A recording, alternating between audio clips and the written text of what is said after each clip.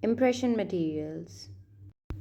Starting from the classification, impression materials can be broadly divided into elastic impression materials and non-elastic impression materials.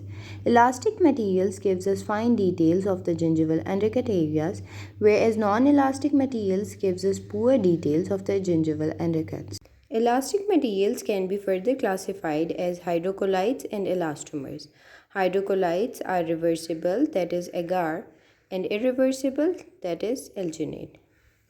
Elastomers can be classified as polysulfides, condensation silicon, addition silicon, and polyethers.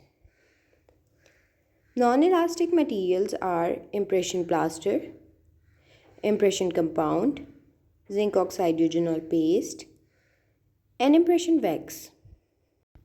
In this video, we will discuss reversible hydrocolloid, that is agar. Starting from hydrocolloids, colloids refers to highly dispersed phase of fine particles within another phase. Hydro means that the dispersion medium is water. Synersis and imbibition is the property of hydrocolloids. When the impression is placed in less than 100% humid environment, evaporation results which leads to the shrinkage of the impression. This is called synersis. On the other hand, if the impression is placed in water, it absorbs water and swells up. This is called imbibition. The setting reaction of hydrocolloids is based on sol to gel transformation. Sol is in viscous liquid state and gel is in jelly-like consistency. Now we will discuss agar, which is reversible hydrocolloid.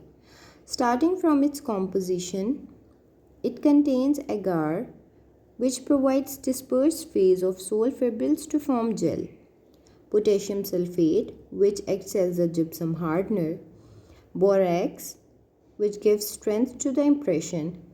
Alkyl benzoates are added in it as a preservative. Water provides dispersion phase and the reaction medium. Fillers are added in it to control the viscosity. That's all about the composition. Now let's discuss in which forms agar impression material is available in market. Basically, agar is available in two major forms, in small sticks or cartridges which are to be used in syringes, and in the form of tubes. Coming to the manipulation of agar impression material, the tray material is supplied in the form of tube which is brought to fluid by heating the tube in water bath for about 100 degrees centigrade. The material is mixed and cooled down to 45 degrees centigrade. After that, impression is taken, and for taking the impression, special perforated trays are used with water cooling system. Talking about the gelation reaction, when heated, the agar gel liquefies into sol state, and on cooling it becomes gel again, so it is reversible in nature. The liquefaction temperature is 70 to 100 degrees centigrade and the gelation temperature is 37 to 45 degrees centigrade. Agar impression material is not widely used as elaborate equipment is required for it. Mostly it is used in laboratory as a duplicating material for models, as it can be used many times. One of the positive aspects of agar impression material is that it is hydrophilic in nature. That's all about the basis of agar impression material. Now let's discuss some of the MCQs. Which of the following is mucostatic impression material? A. Agar, B. alginate, C. Zinc oxide eugenol paste, D. Impression compound. If you know the answer, please write it in the comment box below. So the right answer is zinc oxide eugenol paste. Which of the following increase the strength of agar hydrocolloid impression material? A. Borax, B. Water, C. Sulfate, D. Carbonate.